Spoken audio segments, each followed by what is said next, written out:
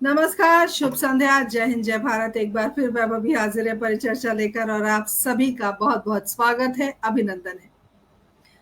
आज एक महत्वपूर्ण विषय पर हम चर्चा करने आए हैं। 184 एपिसोड लेकर, यानी कि 184 वे पायदान पर हम हैं और हमारी जिम्मेदारी धीरे धीरे और बढ़ती जा रही है, क्योंकि हम 200 का जो एक आंकड़ा है 200 एपिसोड का, वो हम धीरे धीरे वहां तक पहुंचने का जो है सफल प्रयास कर रहे हैं। जिम्मेदारी भी है और खुशी भी है कि कुछ शायद जीवन में कर पा रहे हैं। दोस्तों, हमेशा हमने कोशिश की है कि हम हर उस विषय पर बात करें जो विषय समाज के लिए जरूरी है, देश के लिए जरूरी है, और शायद एक जागरूकता अभियान को लेकर हम इस कार्यक्रम को निरंतर चलाते जा रहे हैं।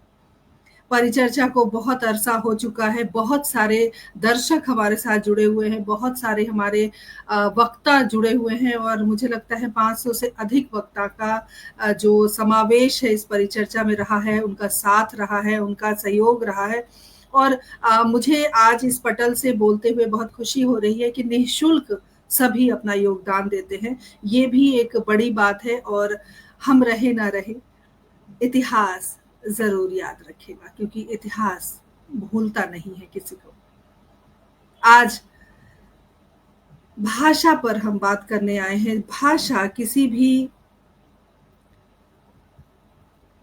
अपनी बात को, अपने मन के उद्गार को व्यक्त करने की एक सुंदर माध्यम है। हम किसी भी भाषा में बात करें, लेकिन दिल से दिल तक बात पहुंचती है और पहुंचनी भी चाहिए। लेकिन जिस भाषा के विवाद पर एक प्रश्न चिन्ह हमेशा लगता रहा है, भाषा को लेकर हमेशा उठापटक रही है भारत में, और ये आज की बात नहीं है। आज सोशल मीडिया के माध्यम से, या इलेक्ट्रॉनिक मीडिया के माध्यम से, या प्रिंट मीडिया के माध्यम से कुछ ज्यादा ही हम जान पाते हैं किसी भी घटना को। लेकिन ये भाषा विवाद आज की समस्या नहीं है, ये बहुत पहले से समस्या बनी हुई है और चलती आ रही है। आज हम समाधान और समस्या दोनों पर बातचीत करेंगे, भाषा विवाद, समस्या और समाधान, क्योंकि हिंदी साहित्य संस्थान का उद्देश्य है कि हम सिर्फ समस्या न गिनाएं, हम उसका समाधान भी लेकर आए।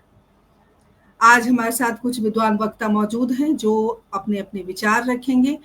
रही बात भाषा की, तो भारत में भाषा विवाद विशेष रूप से अगर हिंदी की बात करें तो 1930 के दशक से ही शुरू हो गया था, जब दक्षिण भारतीय राज्यों में हिंदी को अनिवार्य बनाने के प्रयास चल रहे थे, उसका विरोध हो रहा था। और 1965 में जब हिंदी को राजभाषा बनाया गया, जो राष्ट्रभाषा की बनाने के हम पक्षधर थे, राजभाषा बनाया गया। तमिलनाडु में हिंसक विरोध हुए, प्रदर्शन हुए, वहां से भाषा के प्रति एक विवाद हुआ, और ये अनवरत जारी है। आज भी जब हम 22वीं सदी में पांव रख चुके हैं, यहाँ भी उसी विवाद को हम अलग तरीके से, अलग रूप में देख पा रहे हैं। आज हमारे साथ हमारे स्टूडियो में मौजूद हैं डॉक्टर श्रीनिवासन अय्यर जी।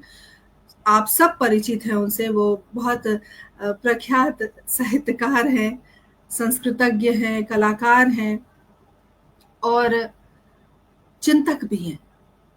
उनके विचार हम सुनेंगे इस भाषा विवाद पर।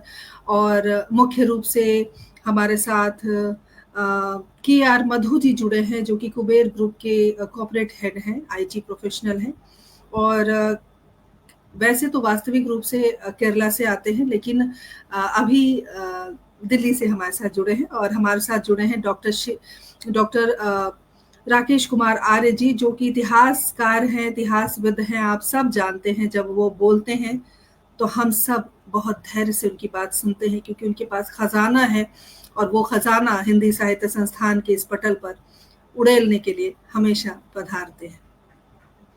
आज का विषय भी उन्होंने दिया है, और इस विषय को देने के लिए भी हम साधुवाद देते हैं। और इस चर्चा को शुरू करते हैं, क्योंकि मैंने बहुत ज्यादा बोल दिया है और भाषा विवाद पर और भी बातें हमको सुननी है, तो मुझे लगता है कि हमें उनका अभिवादन करना चाहिए। बहुत बहुत स्वागत, अभिनंदन आप सभी का। और पहली बार मधु जी हमारे साथ जुड़े हैं, विशेष अभिवादन हमारी टीम की ओर से आपका कि आप हमारे पटल पर वक्ता के रूप में पहली बार जुड़े हैं। अय्यर साहब, बहुत बहुत अभिनंदन। बहुत व्यस्ततम समय से हमारे लिए समय चुराया आपने। बहुत आपका आशीर्वाद हमेशा हमें मिलता रहे। और आर्य साहब, आप तो इतिहास के उन धरोहरों में से एक हैं जो हमें वो बातें बताते हैं जो शायद कभी किताब में भी वो चीज़ें कभी कई बार नहीं मिलती हैं। कई बार गूगल पर भी वो चीज़ नहीं मिलती है जो आप बताते हैं। तो हमें इस बात की बहुत खुशी है कि आप हमारे साथ जुड़े हैं। और दर्शक दीर्घा में भी बहुत सारे हमारे दर्शक जुड़ गए हैं। हमारे पटल के संयोजक आदरणीय राजीव अग्रवाल जी जुड़ गए हैं। बहुत बहुत अभिवादन है। हमेशा की तरह सबसे पहले नाम डॉक्टर पुष्पलता तनेजा जी, बहुत बहुत स्वागत। प्रदीप गौतम जी हमारे साथ जुड़ गए हैं, बहुत बहुत स्वागत, अभिनंदन। और इस कार्यक्रम को हम जल्दी जल्दी शुरू करेंगे क्योंकि 6 मिनट तो मैंने ही ले लिए, लेकिन मेरा बोलना भी ज़रूरी है क्योंकि मैं सूत्रधार हूँ इस कार्यक्रम की, तो थोड़ा तो मुझे बोलना ही चाहिए। लेकिन भाषा विवाद की अगर हम चर्चा करें, भाषा विवाद आज का विषय नहीं है, हमेशा से रहा है और हिंदी को लेकर ज़्यादा रहा है। तो चलिए आज की चर्चा शुरू करते हैं। सबसे पहले आर्य साहब, आपका बहुत बहुत अभिवादन है। चूंकि आप इतिहासकार हैं, इतिहास के पन्नों को जरूर खंगालेंगे इस विषय को लेकर, क्योंकि इस विषय जो आज की प्रासंगिकता है, आज जो समस्या है, ये समस्या पहले से चली आ रही है। और ये इस समस्या का जो जन्म कहाँ से हुआ है और निराकरण भी हमें देना है, क्योंकि हमने अय्यर साहब हमने कह दिया है कि हम समाधान भी लेकर आए हैं, तो समाधान की तरफ भी मुड़ेंगे। आर्य साहब, प्रकाश डालें भाषा विवाद पर। स्वागत है।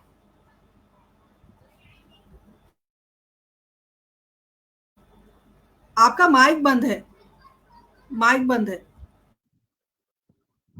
जी, सबसे पहले तो मैं आपका इस बात के लिए धन्यवाद ज्ञापित करता हूं कि आपने अध्यक्ष हिंदी साहित्य संस्थान की हैसियत से ये कार्यक्रम रखा। समसामयिक विषय है और राष्ट्र के लिए इस समय बहुत आवश्यक विषय भी। इसके पश्चात मैं श्रीनिवासन अय्यर जी का धन्यवाद ज्ञापित कर रहा हूं कि उनके साथ बैठने का सौभाग्य प्राप्त हो रहा है।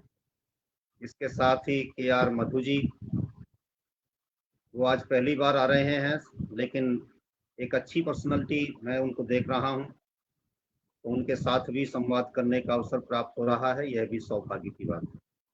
सभी श्रोताओं के लिए भी मेरा नमस्कार। देखिए, आपने कहा कि इसका इतिहास क्या है। ये पूर्णतया एक काल्पनिक समस्या बनाई गई है, समस्या है नहीं मौजूद। एक देश हो और उस देश की कोई राष्ट्रभाषा ना हो, ये कैसे संभव है? आपका जो इजराइल है, इजराइल में 95 लाख लोग और वहां पे 200 से अधिक भाषाएं बोली जाती थी। लेकिन जब विभिन्न देशों से आकर के वो लोग एक स्थान पर आकर के बसे, तो उन्होंने अपनी हिब्रू को स्वीकार कर लिया और उसको आगे बढ़ा दिया। तो क्या इतना बड़ा देश और इतना प्राचीन देश और इतना विविधताओं से भरा हुआ देश और इतनी सांस्कृतिक समृद्धि को लिए हुए देश भारत कोई अपनी भाषा नहीं चुन सकता था? जिस समय आर्टिकल 343 पर संविधान में बहस हो रही थी कि देश की राष्ट्रभाषा क्या होगी, उस समय का इतिहास उठा करके आप देखिए तो अकेले तमिलनाडु के 9 सदस्य ऐसे थे जो हमारे देश के पहले कानून मंत्री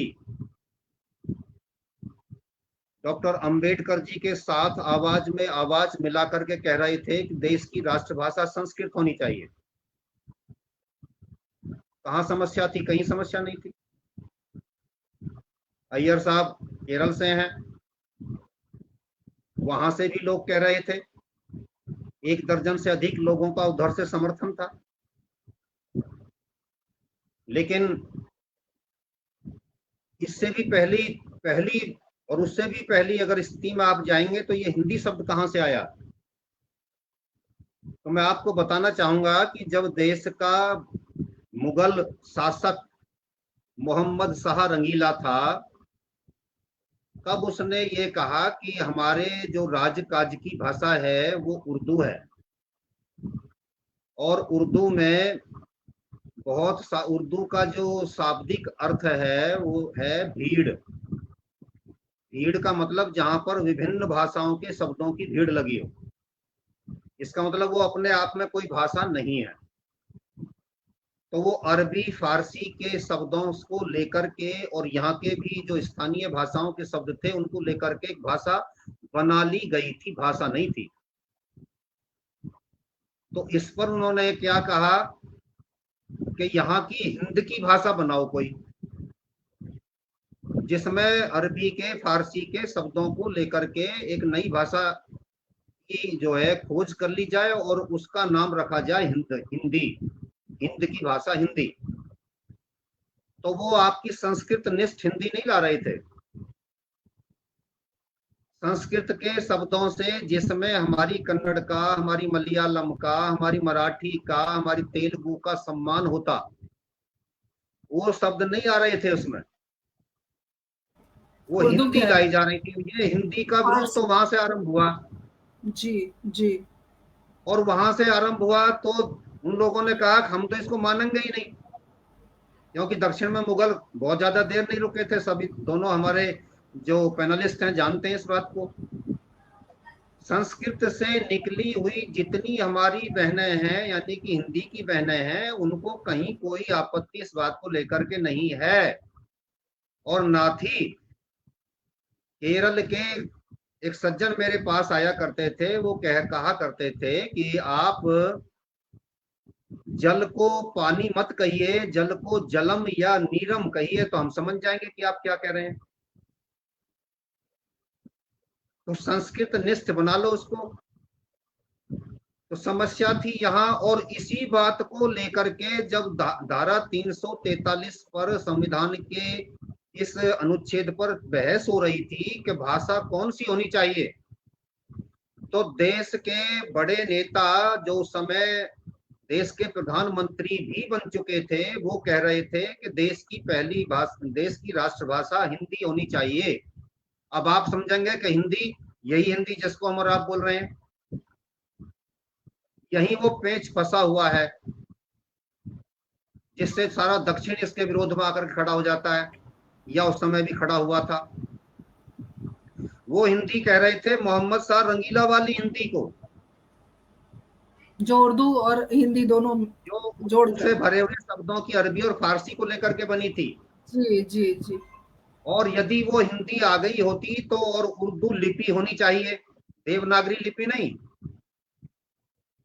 जिनको इस बात पर कोई परेशानी हो, जिनको इस बात का कोई प्रमाण मांगना हो, मैं बता रहा हूं, सावरकर समग्र के खंड 9 के पृष्ठ 370 पर ये सारे प्रमाण लिखे हैं, और खंड 10 के पृष्ठ संख्या 618, 19, 20, 21 पर सारे प्रमाण लिखे हैं, जिस पर उस समय चर्चा हुई। और चर्चा के बाद उस समय बहुत धड़ल्ले से जो इस पर लेख लिखे गए, ये क्या देश का नाश करने के लिए खड़े हो गए हो आप लोग। तो उस समय इसको लेकर के ये चर्चा जब चली तो देश के बड़े नेता नेहरू ने कहा कि जो नवाबी भाषा रही है, जो बादशाही भाषा रही है, जो दिल्ली के मुगलों की भाषा रही, और जिसको दिल्ली आज भी बोलती है, उस समय के लिए वो कह रहे थे, ये भाषा हमारे देश की राष्ट्रभाषा बनाई जानी चाहिए। इसका समर्थन किसने किया? गांधी जी ने समर्थन किया, और गांधी जी कहने लगे राग बेसुरा बजने लगा,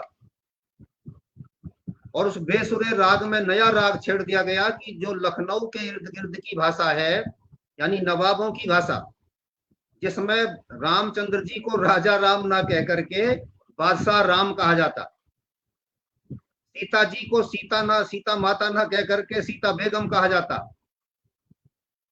दशरथ को भी बादशाह दशरथ कहा जाता, उनकी तीनों पत्नियों को तीनों बेगमों के नाम से बोला जाता। वो शब्द उसमें ला करके स्थापित करके उर्दू लिपि को राष्ट्रीय लिपि बनाने के लिए जब संघर्ष आरंभ हुआ, तब सावरकर जी ने विरोध किया इस बात का। ये सावरकर को गाली ऐसे नहीं देते हैं, क्योंकि सावरकर ने इनकी हर पॉइंट पर पोल खोली थी, और उस पोल खोलते समय उन्होंने कहा कि नहीं, ये भाषा नहीं चलेगी यहाँ पर, पृष्ठ 370 पर लिखा है, उन्होंने कहा कि दयानंद स्वामी जी ने जो सत्यार्थ प्रकाश लिखा है और उसमें उन्होंने जिस हिंदी का प्रयोग किया है वो हिंदी संस्कृत निष्ठ शब्दों से बनी है, इसलिए संस्कृत निष्ठ हिंदी इस राष्ट्र की भाषा होनी चाहिए। तो लड़ाई किस बात पर थी? वो कह रहे थे उर्दूनिष्ठ हिंदी होनी चाहिए। और तभी से मोहम्मद शाह रंगीला के जमाने से ये गजलें चली हैं जो आज भी चल रही हैं। जो साहित्यकार आज भी गजलें लिख रहा है और उसको प्रचारित प्रसारित करता है, वो समझिए अपनी हिंदी का विनाश कर रहा है। और वो प्रक्रिया जहां से चली, इसको लेकर के महाराष्ट्र के लोग उस समय भी खड़े हुए, उन्होंने कहा नहीं भाई, हमको ये भाषा नहीं चाहिए, हमको अपनी संस्कृत निष्ठ हिंदी चाहिए। और सावरकर जी ने खंड 10 जो उनका बना है, जितने उनके लेख थे, जितनी उनकी पुस्तकें थी, ये कांग्रेसी जमाने में ही प्रभात प्रकाशन ने तैयार किया। और प्रभात प्रकाशन का श्याम सिंह शशि जी आप जानती हैं, श्याम सिंह शशि जी की उसमें विशेष भूमिका रही थी, उस समय अधिकारी थे उस केंद्र सरकार में जी। श्याम सिंह शशि जी ने विशेष प्रयास करके उन्होंने उसको वो बनाया और उसके लिए खंड 10 के अंतिम पृष्ठों पर सावरकर जी ने 500 से अधिक शब्द दिए जो उर्दू के होकर के हिंदी में प्रयोग किए जा रहे थे देवनागरी लिपि में। उन्होंने कहा कि इनको बदलिए, परिवर्तित कीजिए, और परिवर्तित करने के पश्चात आप अपनी भाषा के शब्द इजाद कीजिए, खोजिए। अब जैसे उदाहरण के रूप में सावरकर जी ने कहा कि मेयर मत बोलिए, महापौर बोलिए, ये शब्द हमारे पास नहीं था। तिथि को हम तारीख बोलते थे उर्दूनिष्ठ हिंदी में, उन्होंने कहा कि दिनांक बोलिए, ये शब्द उससे पहले हमारे पास नहीं था। वो काउंसलर बोलते थे, चांसलर बोलते थे, उन्होंने कहा कि इसको आप सभासद और पार्षद बोलिए, हिंदी में शब्द दिए। वेतन को पगार बोला जाता था, तनख्वाह बोला जाता था, उन्होंने वेतन शब्द दिया। सेवानिवृत्ति शब्द उनका दिया हुआ है। ऐसे उन्होंने 500 शब्द स्थापित किए। और उन्होंने कहा कि केरल में जाइए, कन्नड़ वालों से भी पूछिए कितने संस्कृत निष्ठ शब्द आपकी भाषा में चले गए हैं। ये समाधान की तरफ जा रहे हैं हम, लेकिन आगे बोलेंगे। परंतु उन भाषाओं के शब्दों को भी लीजिए और लेकर के उनको अपनी भाषा में शुद्ध करके लाइए, तो ना केरल वालों को परेशानी रहेगी, ना तमिल वालों को परेशानी रहेगी, ना मराठी वालों को परेशानी रहेगी। और इस पर सर्व स्वीकृति आ चुकी थी। लेकिन धारा 343 के भी टुकड़े करते हुए, उस पर किंतु परंतु लगाते हुए, जिसको सावरकर जी कहते हैं अनुच्छेद, तो 343 तो डाल दिया इन लोगों के सबके शोर मचाने के बाद। लेकिन 343 में भी अगर आप देखेंगी तो नीचे की ओर जाकर उसमें जर तर यानी किंतु परंतु, इफ एंड बट इतने लगा दिए कि वो भारत की भाषा बन नहीं पाई, राष्ट्रभाषा। क्योंकि नेहरू की जिद थी, गांधी जी की जिद थी कि हम इसको इसी तरीके से बना करके रहेंगे, चाहे बेशक आपने संविधान में रखवा लिया देवनागरी लिपि। इसका उदाहरण देकर के मैं बात को समाप्त कर रहा हूं। ऐसा उदाहरण है कि जिसको आप सुन करके सोचेंगे हाँ वास्तव में ये हमने आज तक सुना नहीं। देश के पहले प्रधानमंत्री की मृत्यु हुई 27 मई 1964 को। गुलजारी लाल नंदा उसी दिन देश के कार्यवाहक प्रधानमंत्री बना दिए गए। 9 जून 1964 को देश को दूसरा प्रधानमंत्री मिला लाल बहादुर शास्त्री के रूप में। लाल बहादुर शास्त्री ने कुछ समय पश्चात ही घोषित किया कि धारा 343 में जो आपने लिखा है कि राजभाषा के रूप में अंग्रेजी काम करती रहेगी, तो लेकिन 15 वर्ष तक, और 26 जनवरी 1950 के बाद वो 15 वर्ष पूरे हो रहे थे 26 जनवरी 1965 को, और 64 में वो सत्ता संभाल रहे थे। तो उन्होंने कहा कि मैं 6 महीने बाद 26 जनवरी 1965 से देश की राष्ट्रभाषा हिंदी बना दूंगा, और वो भी संस्कृत निष्ठ हिंदी। तब राहुल गांधी की दादी इंदिरा गांधी जो सूचना प्रसारण मंत्री थी, वो महाराष्ट्र पहुंची और दक्षिण भारत पहुंची। उसने कहा तुम पर भाषा थोपी जा रही है, क्योंकि वो अपने बाप की भाषा को लागू करवाना चाहती थी। और आज भी जब आप देख रहे हैं कि जब आपके देश के गृह मंत्री ने कह दिया, तो उसके बाद क्या हुआ है कि राहुल गांधी जाकर के दक्षिण में जाकर के दहाड़ मार रहे हैं कि आप पर भाषा लादी जा रही है। यानी परंपरागत डीएनए है जो परेशान कर रहा है इनको, और ये नहीं होना चाहिए था। अगर आप राष्ट्र को जोड़ने का काम करना चाहते हैं, आप राष्ट्रवादी होना चाहते हैं, आप राष्ट्र को एकता के सूत्र में बांधना चाहते हैं, तो ये सोच नहीं होनी चाहिए। आपके देश के पहले प्रधानमंत्री पंडित जवाहरलाल नेहरू ने राजभाषा कानून बनाया, और वो बनाया 1963 में। यानी कि जब देश की राजभाषा अंग्रेजी काम कर रही थी, तो वो और काम करती रही आगे भी। ये 1963 में स्थापित कर दिया। यहाँ पे अय्यर साहब बैठे हैं, अय्यर साहब को कोई चिंता, कोई इस बात से परेशानी नहीं होने वाली। संस्कृत निष्ठ हिंदी यदि देश में लागू हो जाए तो कोई मुझे परेशानी है। हमारे मधु जी बैठे हैं, बहुत अच्छा किया आपने, अलग अलग भाषाओं के विशेषज्ञों को यहाँ पर लिया, उनको कोई इस बात से परेशानी नहीं हो सकती। लेकिन नेहरू ने ये काम किया। ये बात कह करके समाप्त कर रहा हूं। उन्होंने कहा राजभाषा आयोग, एक भाषा आयोग गठित किया 1955 में। 57 में उसने अपनी रिपोर्ट दी, और उसने कहा कि महाराज ये जो है पूरे देश में लोग चाहते हैं कि हमारी जो संस्कृत निष्ठ हिंदी है उसको देश में लागू कर दिया जाए, लेकिन जैसे सरकार चाहे। हम तो वैसे का आयोग है, आयोग का काम ही क्या होता है, उसका तलवे चाटना काम होता है। किसी का भी किसी भी काल में कोई भी आयोग बनाइए, वो सरकार के सामने नतमस्तक होता, कहता जैसे आप माई बाप हैं, जैसे आप कर लें। लेकिन मैंने अपनी रिपोर्ट दे दी आपको। अब उन्होंने सोचा कि अपना गृह मंत्री जीबी पंत, एक बहुत ऐतिहासिक बात बताना जा रहा हूं आपको। जीबी पंत को एक संसदीय समिति गठित की गई। संसदीय समिति के अध्यक्ष जीबी पंत बनाए गए, और जीबी पंत ने अध्यक्ष बनने के पश्चात अपनी रिपोर्ट 2-3 साल बाद यानी 59-60 में जाकर के दी, और उन्होंने कहा कि ये जो भाषा के लिए जो बात की जा रही है, आप भाषा हिंदी को बनाइए, देवनागरी हिंदी रहेगी, और उसके बाद देवनागरी लिपि ही अपनी लिपि रहेगी, राष्ट्रीय लिपि, और जो संस्कृत निष्ठ हिंदी है उसको आप लेकर के आइए, ताकि हम वेद भी पढ़ सकें, हम उपनिषद भी पढ़ सकें, हम गीता भी पढ़ सकें, हम रामायण भी पढ़ सकें, हम महाभारत भी पढ़ सकें। उर्दू में हम जाकर के इनको नहीं पढ़ सकते, आज आप खत्म हो चुके होते अगर वो षड्यंत्र सफल हो गया होता। तो उन्होंने कहा कि राजभाषा, इस राष्ट्रभाषा के साथ साथ सहायक के रूप में अंग्रेजी काम करती रहेगी। इतनी बात सुन करके नेहरू जी को आग लग गई। नेहरू फाइल्स नाम की एक पुस्तक छपी है, और ये पुस्तक है, और ये प्रभास से ही छपी है, और प्रमाणों के आधार पर इसमें लिखा गया है।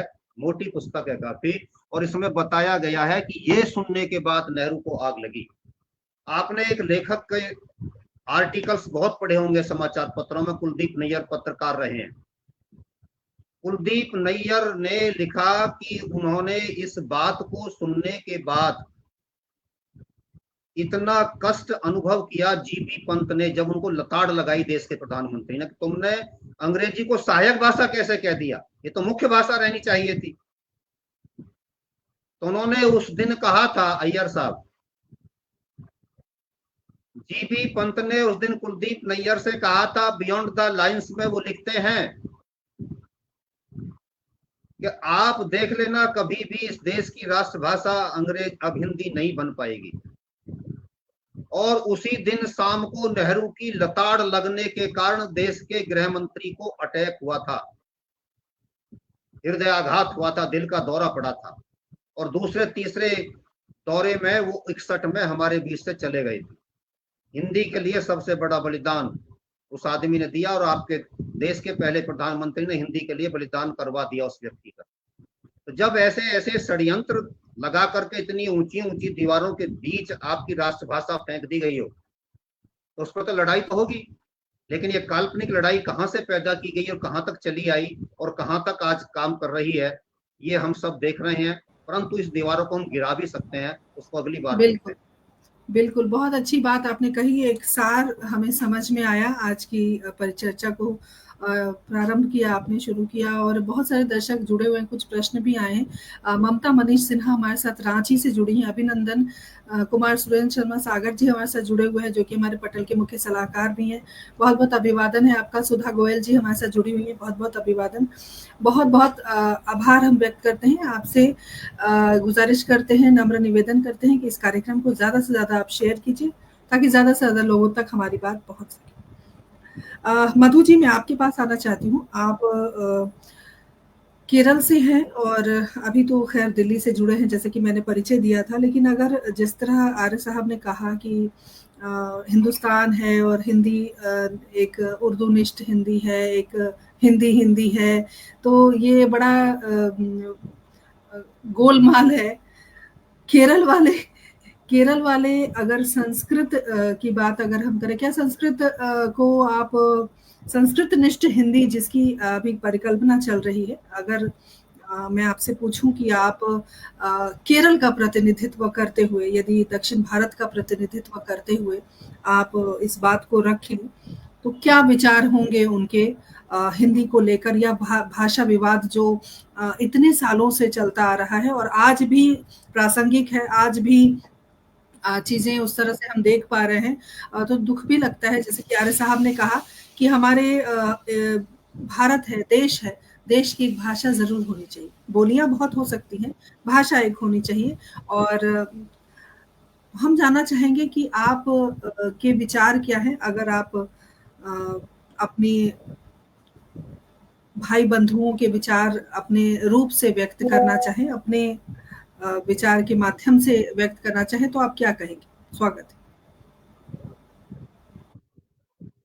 सर, आपका माइक बंद है। सर, माइक बंद है।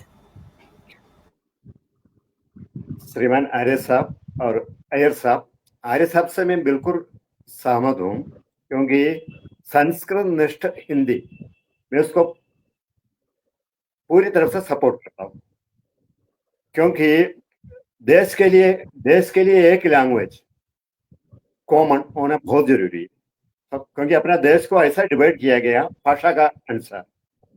लेकिन उस भाषा होने के, अलग अलग भाषा होने के बावजूद भी एक भाषा पूरी देश में सबको समझ में आ सके, ऐसा होना बहुत जरूरी है। तब जाके अपना जो कम्युनिकेशन गैप है वो खत्म हो जाएंगे।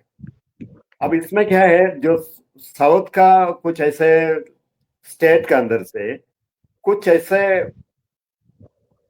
व्यू आ गया, उसमें है एक तमिलनाडु के अंदर से एक ईवी रामस्वामी हुआ करता था, पेरियार का नाम से जाना जाता था। वो सबसे पहले विवाद वहां से उन्होंने उठाया और वो चाहता था कि वो उनका प्राइमरी लैंग्वेज जो तमिल वो आगे आ जाए और हिंदी को टोटली अवॉइड किया जाए। अब इस टाइप का जो सिस्टम है वो सब देश में जो साउथ इंडिया में जो चला वो बहुत गलत हुआ। हिंदी को त्रिभाषा सिस्टम, हिंदी जो अपना मातृभाषा है वो प्राइमरी रहे, दूसरा हिंदी रहे या तीसरा इंग्लिश रहे, ऐसे तीन भाषा एक हो। और हिंदी को जैसे संस्कृत हिंदी जो उससे, जैसे आर्य साहब ने कहा है, उसको अपना राष्ट्रभाषा का रूप में स्वीकारने में कोई आपत्ति नहीं है, वो होना भी चाहिए। और बाकी जो पॉलिटिशियंस जो अपने अपने रोटी सेकने के लिए जो काम में जो कर रहे हो, मैं उसको पूरा विरोध करता हूँ, क्योंकि वो होना भी चाहिए। अब देखिए महाराष्ट्र जो मराठी जो है वो देवनागरी लिपि में लिखा जाता है, और उनको तो हिंदी से इतना ज्यादा दूर खाना भी नहीं चाहिए, उन्हें एक्सेप्ट कर लेना चाहिए। बाकी कर्नाटक हो, तमिलनाडु हो, बाकी जो सारा जगह हो, तो हिंदी वहां पर कम बोला जाता है। मगर आज के डेट में, जैसे कि पहले क्या होता है कि सोशल मीडिया इतना हुआ नहीं करता थे और टीवी का माध्यम में इतना आगे नहीं था। आज के डेट पे ऐसा है कि ज्यादातर लोग हिंदी समझता है और हिंदी में बात करना। मेरा ही घर पे देखो, मेरा ब्रदर का लड़का है, तो कभी नॉर्थ इंडिया में कभी नहीं आया, लेकिन उससे हिंदी से बात कर रहे तो हिंदी में ही जवाब देंगे, उतना लेवल तक पहुंच चुका है। अब इसका आगे बढ़ते रहना अच्छा होता है, क्योंकि सबको अपना अपना भाषा होना चाहिए। इसके साथ साथ देश का एक भाषा होना चाहिए, यानी कि सब लोग समझ पाए। इतना ही मैं बोल रहा हूँ, बाकी आगे टाइम होना चाहिए। मैं स्टॉप करिए। बिल्कुल सर, बहुत सही बात आपने कही। और अपनी एक बोली होती है। देखिए, मैं अगर बिहार राज्य की बात करूँ तो बिहार में मगही बोली जाती है, भोजपुरी बोली जाती है, वहाँ मैथिली बोली जाती है, वो बोली है। लेकिन हिंदी ये हमारी भाषा है। और हिंदी जहाँ तक अगर मैं अपनी व्यक्तिगत राय दूँ तो हिंदी हमारी रग-रग में बसी हुई है, इसे कोई निकाल नहीं सकता। आप केरला से हैं, आप इतनी अच्छी हिंदी बोलते हैं। अभी अय्यर साहब को जब आप सब सुनेंगे तो आपको लगेगा नहीं कि अय्यर साहब चेन्नई से। क्यों? क्योंकि हिंदी जो है सभी के रग-रग में बसी हुई है। और भाषा विवाद को हम थाम सकते हैं अपनी कोशिशों से और सुविचार से, मुझे लगता है। और अय्यर साहब, मैं आपके पास चलती हूँ। जैसा कि दोनों वक्ताओं को आपने अच्छे से सुना, लेकिन वरिष्ठ साहित्यकार हैं आप। और मैं ये नहीं कहूँगी कि आप दक्षिण भारत का प्रतिनिधित्व करते हुए आप अपनी बात रखें। मैं चाहती हूँ कि आप जनमानस के को ध्यान में रख के बात करें। और जिस तरह से भाषा विवाद हो रहे हैं, इसे थामना ज़रूरी है, क्योंकि आज हम उस पड़ाव पर हैं जहाँ पर पीढ़ियाँ बदल रही हैं, बच्चों की सोच बदल रही है। अगर इस तरह से अंकुश नहीं लगाया गया, तो हो सकता है आगे चल के 20 साल, 30 साल, 40 साल हम रहें ना रहें, और ज़्यादा समय खराब हो जाए हमारी पीढ़ियों के लिए, हमारे देश के लिए। तो मैं चाहूँगी कि आप अपने विचार रखें और इसके बारे में बताएँ कि आपके स्वयं के विचार क्या हैं, और जनमानस के हित को ध्यान में रख के, या उनके क्योंकि आप प्रोफ़ेसर रहे हैं, आप बच्चों के बीच रहे हैं, आप टीचर्स के बीच रहे हैं, आप लोगों के बीच हमेशा रहते हैं। तो उस नाते भी आप इस प्रश्न का उत्तर ज़रूर दें। और हमारे साथ बसंत श्रीवास्तव जी जुड़ गए हैं, बहुत-बहुत अभिवादन है आपका। और कुछ प्रश्न भी आए हैं। साबिर परवेज़ हमारे साथ जुड़े हैं, अभिनंदन। नेहा शर्मा जुड़ गई हैं, बहुत-बहुत स्वागत, अभिनंदन। डॉक्टर अमरेंद्र वर्मा जी हमारे साथ जुड़ गए हैं, बहुत-बहुत अभिनंदन करती हूँ, स्वागत करती हूँ। और आप सभी से आग्रह करती हूँ कि आप इस कार्यक्रम को ज़्यादा से ज़्यादा शेयर करें। और कुछ प्रश्न हैं, उसके उत्तर भी हम जानेंगे। अय्यर साहब, बताएँ। बहुत बहुत धन्यवाद और आभार। बहुत अच्छे प्रखर वक्ता को सुनने का अवसर मिला मुझे।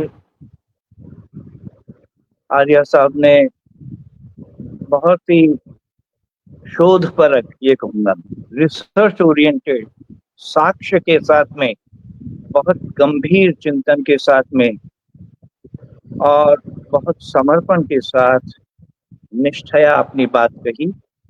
विभा, मैं बेतकल्लुफी से ये बात कहना चाहूंगा कि मेरे को बहुत कम से कम समय देना, हम उनको वापस सुनेंगे। बहुत महत्वपूर्ण उन्होंने जानकारियां दी, बहुत गहराई में जाकर के उन्होंने विवेचना और विश्लेषण किया है। मैं साधुवाद देता हूँ आर्य साहब आपको। और प्रिय मधु भाई, आपने भी बहुत अच्छे एक वैचारिक उत्कर्ष के साथ में आपने अपनी बात कही और बहुत सहज तरीके से कही। मैं आप दोनों का अभिनंदन करता हूँ। विभा, तुम्हें धन्यवाद देता हूँ, बहुत अच्छे अच्छे हीरे मोती चुन के लाती हो तुम।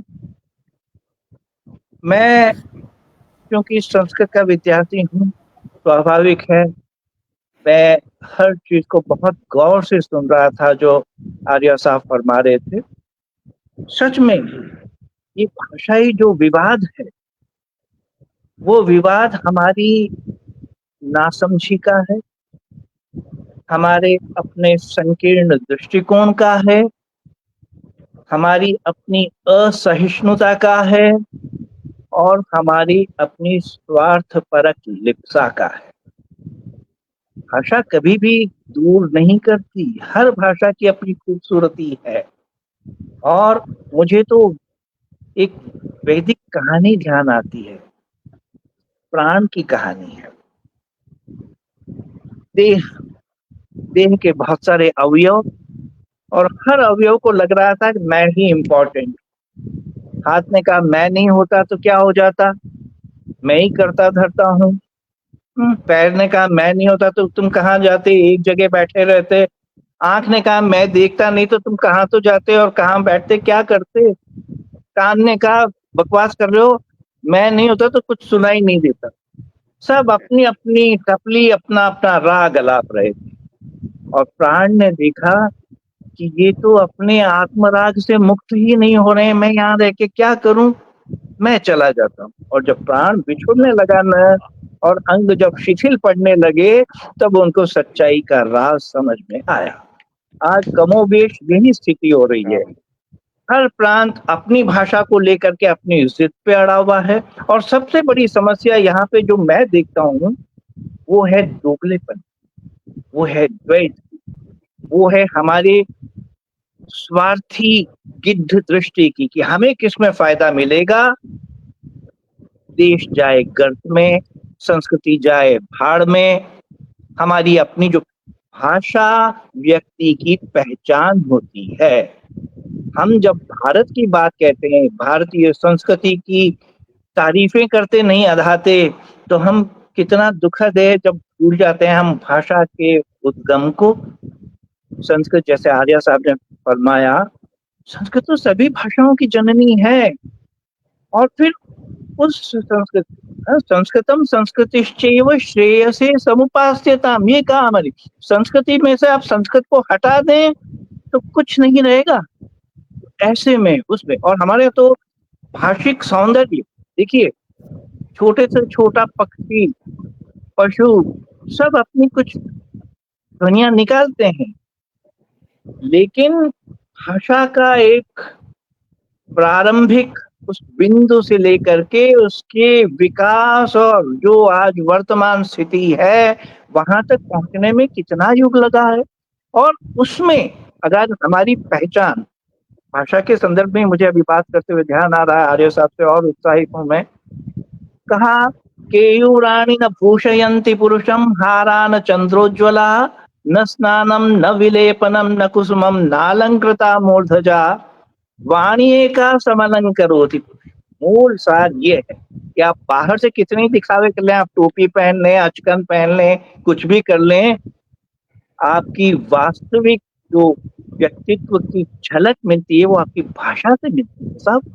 तो वाणी का समलंकरोति पुरुषम, या संस्कृत आधारित संस्कार पूर्ण भाषा हो, वो आपकी पहचान है। और संस्कार की भाषा है संस्कृत, और सारी भाषाएं उसमें से निकली हैं। तो कैसा दुर्भाग्यपूर्ण हम दौर देख रहे हैं जहाँ पे एक ही माँ से निकली हुई संतानें आपस में लड़ रही है। ये किसी ग्रह क्लेश की तरह से है। मुझे तो ऐसा लगता है कि सभी भाई बहन जो एक उदर से निकले, संस्कृत से जन्मे हुए भाषाएं आपस में विरोध कर रही हैं। कैसी दुखद बात है। ये मनुष्य की अपनी दुर्बलता है। सबसे बड़ी बात नहीं, ये दौर्बल्य, स्वार्थ, लिप्सा और असहिष्णु एक प्रवृत्ति, एक कुत्सित प्रवृत्ति को मैं देखता हूं इन सब विवादों के मूल में। तो ये वजह है। और इसका कोई सॉल्यूशन भी, कहीं कोई टेलर मेड सॉल्यूशन नहीं है हमारे सामने। हमें खुद ही स्वयं को, अपनी पहचान को पहचानना, पहचान को, अपनी अस्मिता को पहचानना होगा, तब भाषा की। पर क्या होता है, होता यह है दोगलेपन है। दक्षिण, जहां पे हम कहते हैं हिंदी के विरोध का स्वर, आपने पेरियार को उद्धृत किया था, मधु जी ने भी, तो वो सब क्यों हुआ था, वहां उनके अपने कुछ निहित, अपने कुछ प्रयोजन रहे होंगे। तो ऐसे में होता क्या, अब देखिए ये वही दक्षिण है जहाँ पे हिंदी की फिल्में हिट होती हैं। ये वही दक्षिण है जहाँ हिंदी प्रचार सभा, दक्षिण भारत हिंदी प्रचार सभा काम करती है। ये वही दक्षिण है जहाँ ठेठ उत्तर की मीरा की पदावलियां MS सुब्बलक्ष्मी गाती हैं। मीरा पे फिल्म बनता है, उसमें वो अभिनय करती हैं।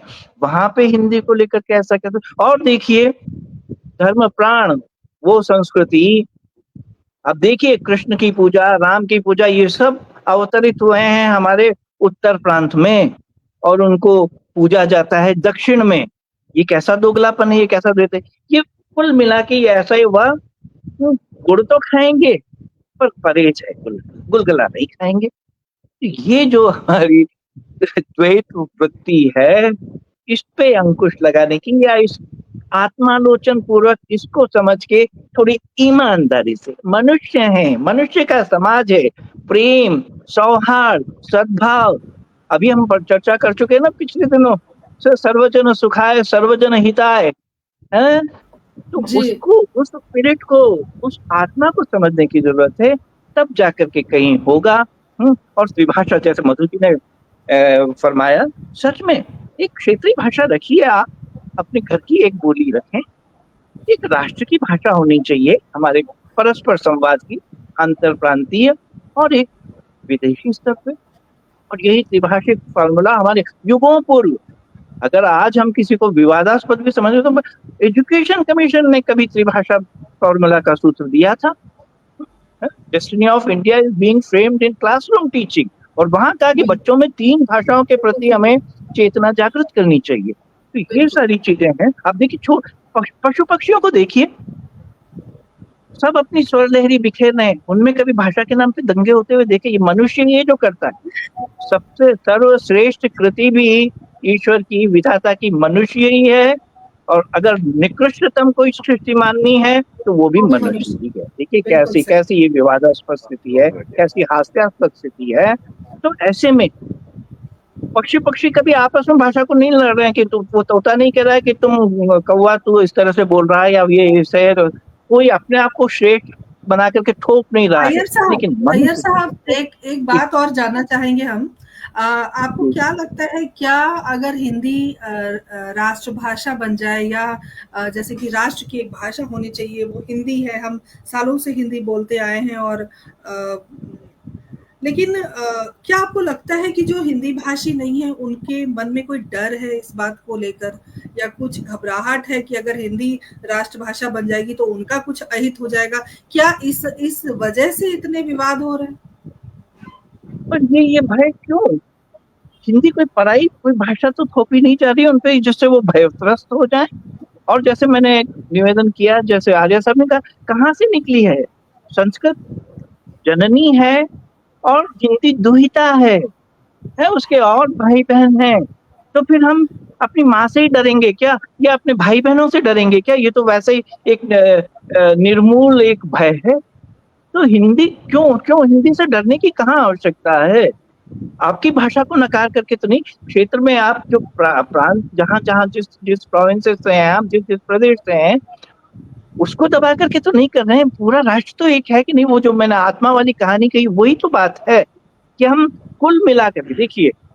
छोटी सी मेरी एक 2 पंक्ति में थी, अमृता जी से बात कर रहा था, अमृता प्रीतम से जब मैं मिलने गया था अपनी पहली कविता के किताब के सिलसिले में, तो बहुत देर तक बात होती गई। उन्होंने कहा था कि ये, क्योंकि मैं विवाह परिचय भी मेरा ये देती हूँ ना कि टूटी फूटी चीजों से मैं आप साइकिल करके करता हूँ, तो उन्होंने उन चीजों को देख करके अपनी प्रतिक्रिया, उन्होंने कहा ये देश टूट रहा है जाति के नाम पे, मजहब के नाम पे, भाषा के नाम पे। इसके लिए आप कुछ कीजिए।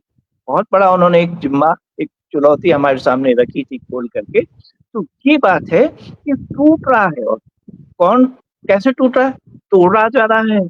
ये तोड़ने वाली कुछ चीजें हैं जो तोड़ती हैं, तो ऐसे में जोड़ती है वो कोई चीज, साहित्य होता है। तो संस्कृत साहित्य ने ये किया था, तभी तो हमारे वेदों में ये कहा, पहले ही कह दिया था। हम वो घिसी पिटी बात मैं दोहराऊंगा नहीं, वो वसुधैव कुटुंबकम वाली बात, लेकिन उसका सार यही था, जन्म बिभ्रति बहुधा विवाचसम। आर्य साहब का ध्यान चाहूंगा, जन्म बिभ्रति बहुधा विवाचसम नाना धर्माणाम पृथ्वी यथोकसम। वो तो पृथ्वी की बात है। हम एक भारत में हम माथा सिर फुटबॉल कर रहे हैं, वहां तो विश्व की परिकल्पना ये थी कि भाई सबकी अपनी अपनी भाषाएं सब है, सबकी अपनी मान्यताएं, सबकी अपनी आस्थाएं हैं, सबके अपने विश्वास हैं, फिर भी हम एक सामंजस्य के साथ, एक हार्मोनी के साथ। तो उस हार्मोनी, पशु पक्षियों में आप देखेंगे प्रकृति की अपनी एक हार्मोनी है, तो एक हार्मोनियस चीज होनी चाहिए। वहां पे हम हार्मोनी बनाने के बजाय हम बेसुरा राग छेड़ रहे हैं, ये कितना दुखद है। तो सीधी सी बात यह है कि हमें स्वयं अपने स्तर, कोई जो जो जो जो चीजें, इन चीजों के पीछे काम कर रही है ना ताकतें, वो कभी नहीं चाहेंगी। लेकिन जन सामान्य को इसको समझना पड़ेगा, उसको हमारी संस्कृति को, अपनी स्वयं की अस्मिता को, अपने धरोहर को, उसके प्रति सम्मान भाव जगाना पड़ेगा, उसके अहमियत को समझना पड़ेगा, उसको लागू करना पड़ेगा। मैं संस्कृत का प्रोफेसर हूँ, लेकिन अपने बच्चों को अंग्रेजी मीडियम स्कूल में ही पढ़ा करके बहुत शान महसूस हूँ, तो ये तो दोगलापन ही हुआ। हिंदी में साइन करते हुए मुझे शर्म आती है, मैं अंग्रेजी में हस्ताक्षर करूं। तो ये जो द्वैत है, ये जो हम कहते क्या है, कथनी, कथ्य और आचरण का जो द्वैत है, इसको हटाना पड़ेगा। तो ये शुरुआत यहाँ से, reformer needed reformers but not of others but of themselves. तो हमें पहल अपने आप से करनी पड़ेगी, तब होगा। कोई सॉल्यूशन ऐसा कहीं नहीं आ जाएगा, है ना।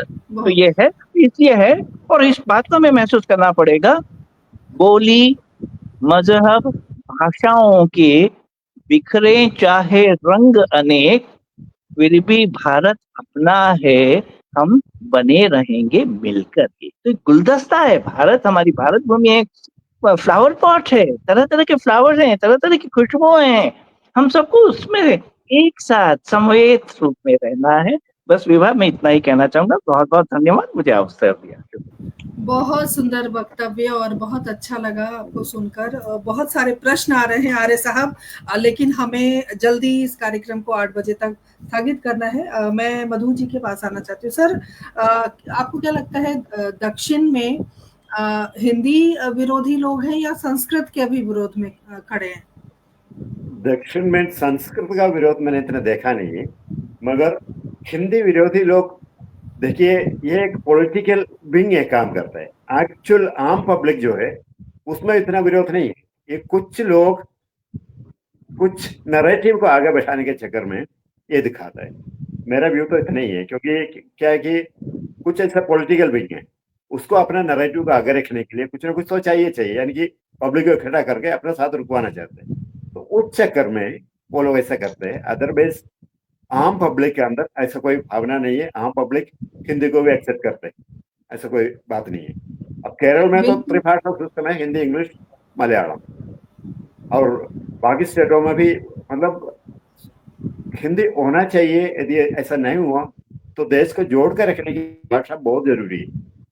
अब सबसे ज्यादा लोग बात करने वाला ये जो भाषा है, वो भाषा हमें राष्ट्रभाषा के रूप में रखने में कोई खराबी नहीं है, वो रखना भी चाहिए।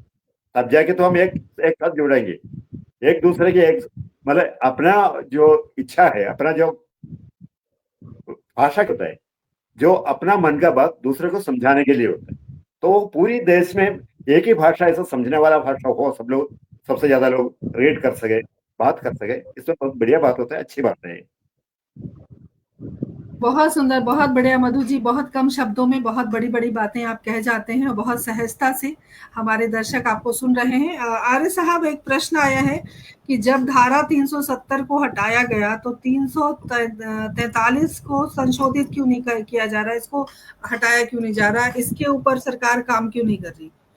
संक्षेप में मैं जवाब चाहूंगी। देखिए, अभी थोड़ा सा छुआ आपके देश के गृह मंत्री ने, थोड़ा सा केवल इतना कहा है कि कुछ समय पश्चात ही देश में अंग्रेजी बोलने वालों को शर्म आने लगेगी और हिंदी बोलने पर गर्व की अनुभूति होगी। ऐसी स्थिति हम पैदा कर देंगे। और इसी पर क्या हो गया पूरे देश में।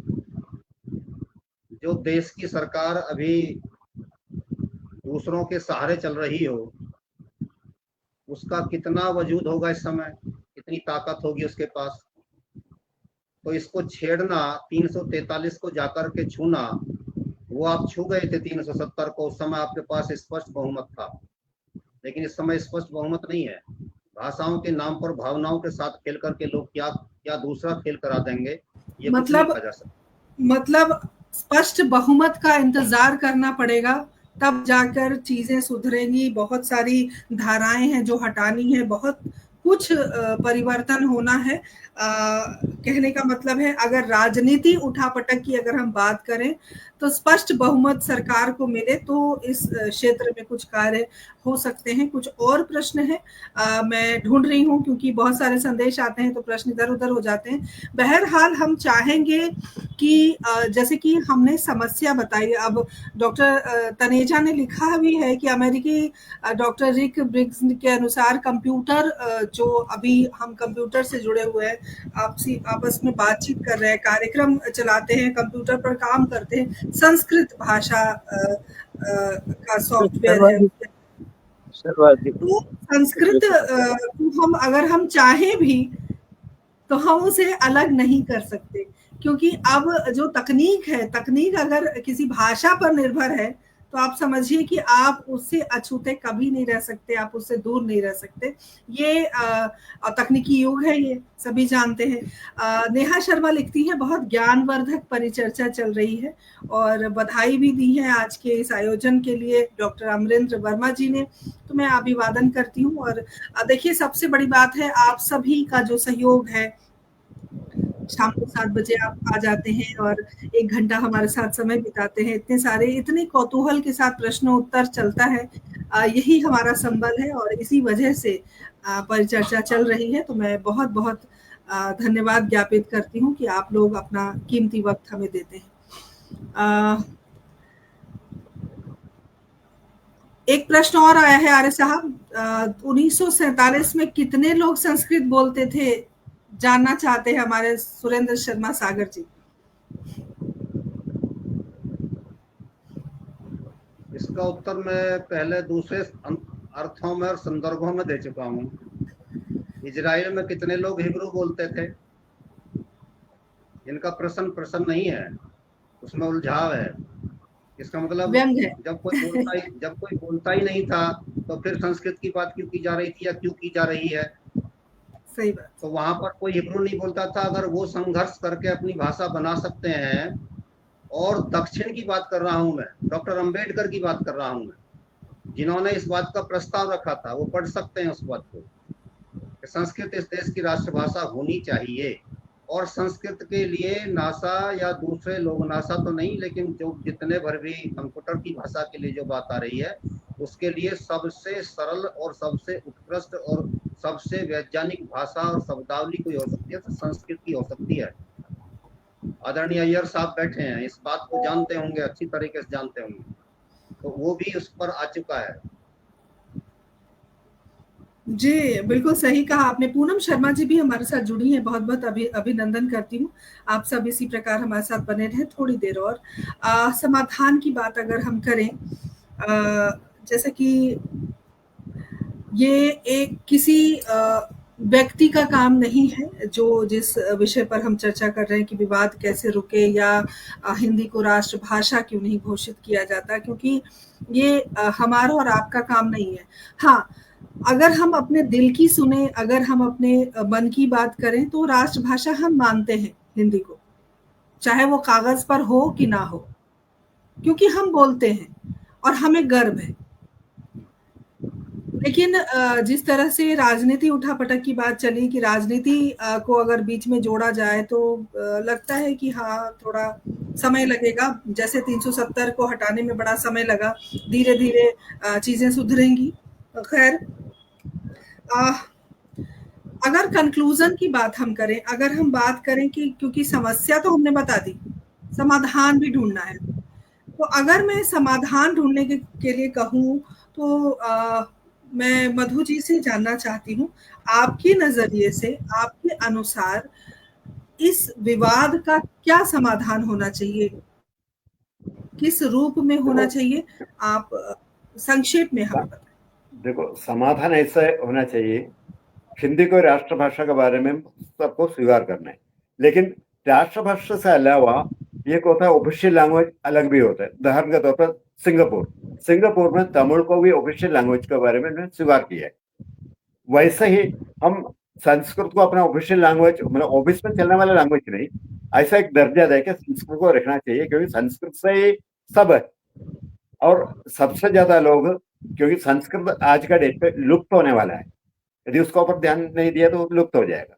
इसलिए उसको भी हमें ध्यान में रखना चाहिए। और दूसरी, हिंदी को एकदम सही, मतलब सब लोग बात कर सके और सारा स्टेट में हिंदी पढ़ाना चाहिए और एक ऑफिशियल इंस्ट्रक्शन होना चाहिए और चलना चाहिए।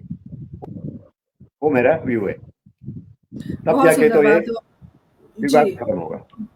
बिल्कुल, बहुत सुंदर संदेश आपका। और आर्य साहब, एक प्रश्न है आखिरी में आपसे, उसके बाद मैं आपसे भी चाहूंगी कि संक्षेप में आप बताएं समाधान क्या होगा। हिंदी भाषा विवाद को लेकर जो हम इतनी चर्चाएं कर रहे हैं, और भाषा विवाद है, अगर भाषा के आधार पर हम आपसे पूछें कि जो लोग भाषा का विरोध करते हैं वो राष्ट्र विरोधी हैं या राष्ट्रवादी? देखिए, राष्ट्र का जहां जहां भी प्रयोग हुआ है वैदिक कल्चर में, वैदिक संस्कृति में या वेद में, तो इसका अभिप्राय वहां पर संगम से लिया है, संगम। और संगम का अभिप्राय होता है जोड़ना। यदि मैं और मधु जी या अय्यर साहब या आप यहाँ पर जुड़ने की बात कर रहे हैं, तो हम राष्ट्र के समर्थन में खड़े हैं, इसलिए हम राष्ट्रवादी हैं। और यदि हम यहाँ पर वितंडा लेकर के खड़े हो जाते हैं कि नहीं, मेरे तो पूर्वाग्रह है कि मेरी कन्नड़ जो है ऊपर रहनी चाहिए, या मेरी हिंदी ऊपर रहनी चाहिए, या मेरी मलयालम ऊपर रहनी चाहिए, तो ये राष्ट्र विरोध है।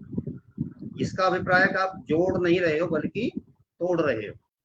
तो भाषा के नाम पर भी जो समाज को तोड़ने का काम कर रहे हैं, निहित स्वार्थ में, राजनीतिक स्वार्थ में, किसी भी दृष्टिकोण से, वो राष्ट्र विरोधी ही माने जाएंगे।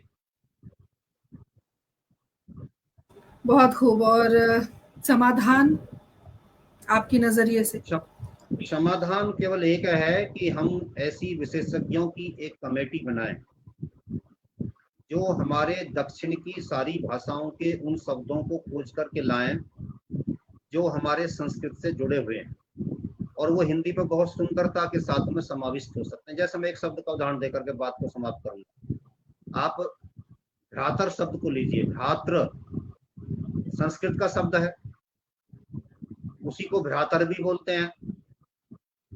और जब उसी को हम जाते हैं अंग्रेजी में, उधर लैटिन में, ग्रीक में, तो ब्रदर बोलते हैं उसको। आपका ही तो शब्द रहा ना मूल रूप में। इस भ्रातर को, भ्राता को आराम से लोग वो स्वीकार कर लेंगे, मान जाएंगे। मदर का जो है मातर है, मातर है, मटर है, मैटर है, मदर है, मादरे वतन। उर्दू ने जो का तो स्वीकार कर लिया। ब्रदरहुड, जो का तो स्वीकार करते हैं। बिरादरी, ब्रादर, ये शब्द कहाँ से हैं? ये इस भ्रातर से ही तो है सब। ये भाईचारा जो शब्द है, इसी से तो निकल करके शब्द गए हैं। तो मूल शब्द को पकड़ लो, जो सबका एक जड़ हो, और उससे फिर हम एक ऐसी भाषा सुंदर बना सकते हैं जो सबके लिए स्वीकार्य हो सकती है। बहुत सुंदर समाधान आपने दिया। अय्यर साहब से अनुरोध करती हूँ, कृपया आप अपना कैमरा ऑन करें। और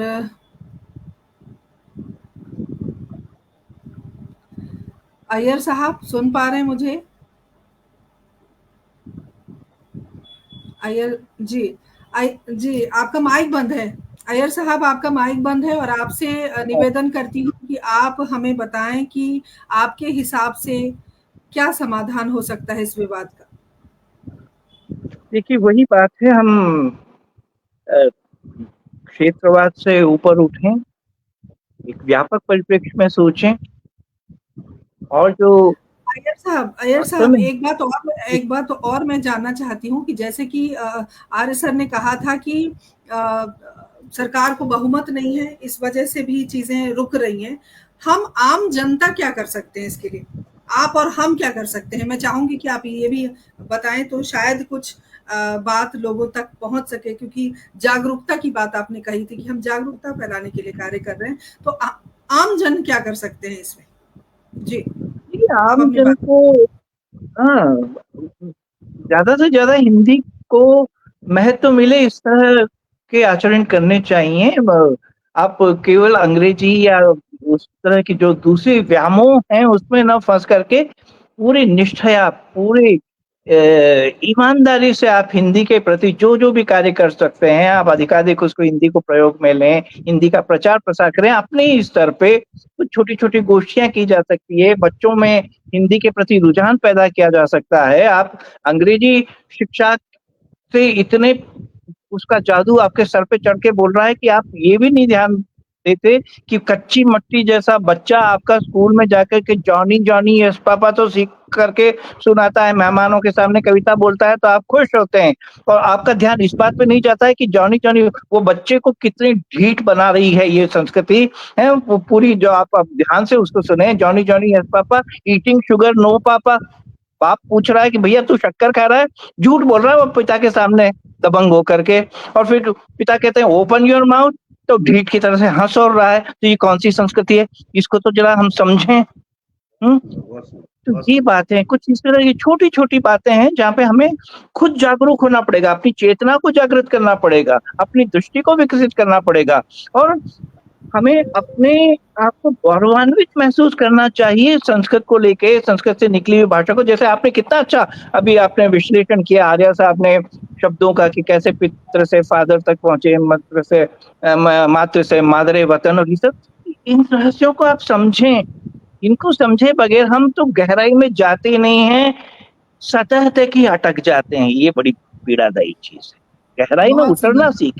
बहुत सुंदर, बहुत सुंदर बात आपने कही। और आज जॉनी जॉनी यस पापा का जो सार है वो आज हमें समझ में आया, और मुझे लगता है कि बहुत जरूरी है ये सब चीजें, छोटी छोटी जो बातें होती हैं वो हम अपने कार्यक्रम के माध्यम से लोगों तक जरूर पहुंचाते हैं, और हम भी बहुत कुछ सीखते हैं।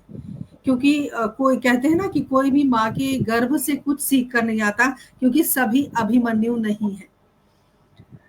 अभिमन्यु बिरला था जो माँ के गर्भ से चक्रव्यूह भेदना सीख पाया, लेकिन कोशिश होती है कि इस दुनिया में जब हम आए हैं निरंतर कुछ ना कुछ सीखते रहे, और सीखेंगे तो लोगों तक भी हम अपनी बात पहुंचाएंगे, पीढ़ी दर पीढ़ी अपनी बात पहुंचाएंगे। और इस परिचर्चा को आज मन तो नहीं कर रहा है कि स्थगित करूं, क्योंकि इतनी सुंदर वार्ता चल रही है और हम बहुत बेहतर तरीके से समझ पा रहे हैं इस भाषा विवाद को। और मधु सर, कम शब्दों में बहुत अच्छा आपने कहा, और जिस तरह से हिंदी भाषी ना होकर हिंदी में बात करना, और इतनी मधुरता से बात करना, और अडिग रहना कि आप अपनी हिंदी को प्रेम करते हैं, वो आपकी भाषा से दर्शाई जा रही है। आपकी भावनाएं, वो हमारे लिए बहुत प्रेरणा स्रोत है, और हम सब कुछ ना कुछ सीखेंगे। तमाम सुधी श्रोताओं का विशेष आभार व्यक्त करती हूँ। इतनी सुंदर चर्चा को आप लोगों ने और सुंदर बनाया, क्योंकि आप सबके सुंदर सुंदर संदेश और जो समय आप देते हैं वो समय बहुमूल्य है हमारे लिए। डॉक्टर आर्य सर, बहुत बहुत आपका अभिवादन और विशेष आभार कि आपने इतना सुंदर विषय सुझाया, अपना समय दिया। अय्यर साहब, बहुत बहुत आपका आभार। और KR मधु जी, ये पहली बार जुड़े और बहुत अच्छा लगा आपके साथ इस कार्यक्रम को सुचारू रूप से चलाना, और बहुत अच्छा लगा आपने अपने वक्तव्य रखे, अपनी बात रखी, और ये मंच है जहां पर खुलकर आप बात कर सकते हैं किसी भी विषय पर। अगली बार फिर नई परिचर्चा को लेकर शाम 7 बजे उपस्थित होंगी। तब तक के लिए आज्ञा दीजिए। आपके सफल संचालन और सफल कार्यक्रम के लिए भी साधुवाद। बहुत बहुत आभार, बहुत धन्यवाद। अगली बार फिर नए विषय के साथ आज्ञा दीजिए। जय हिंद, जय भारत, शुभ रात्रि। नमस्कार, नमस्कार सबको, नमस्कार। नमस्कार सभी।